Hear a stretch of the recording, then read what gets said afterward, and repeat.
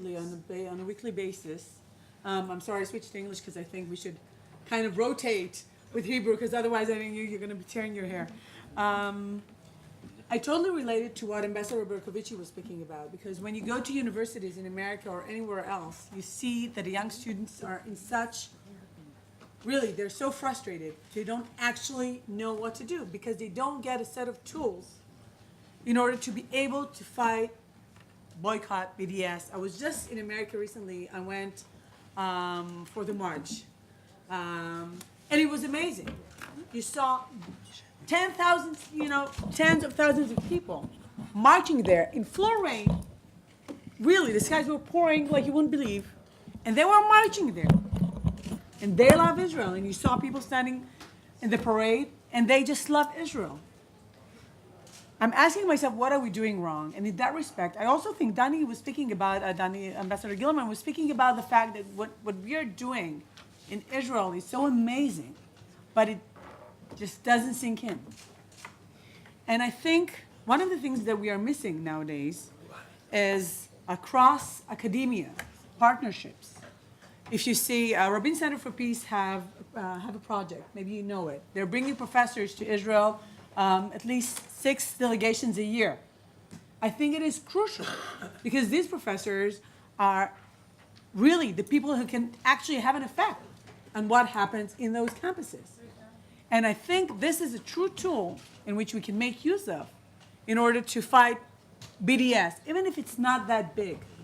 You see the young students, I remember last year I met someone from Stanford University, a very young student, I think she was speaking at the GA. Amazing, standing on the podium and saying what she did in order to fight the resolutions in the student body in Stanford. But these are people that are, from within themselves, are deciding to take, to truly take a toll and do something about it and tell the true story of Israel, even if it's complex. And our story is complex.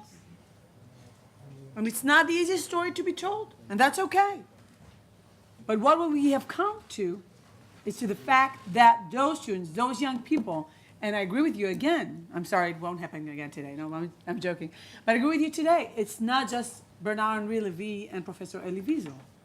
We actually need people who are very, very, very relevant, not necessarily Jews, are actually taking a much more relevant task, a much more relevant toll in what needs to be done in order to tell the true story of Israel.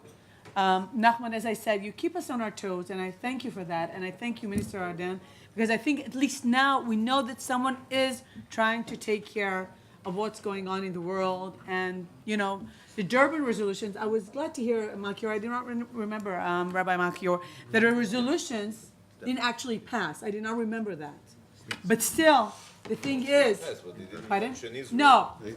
But all the resolution of the We're not- Holocaust, The resolution against Israel. you're right. That's what I'm saying. Yeah, That's what I'm saying.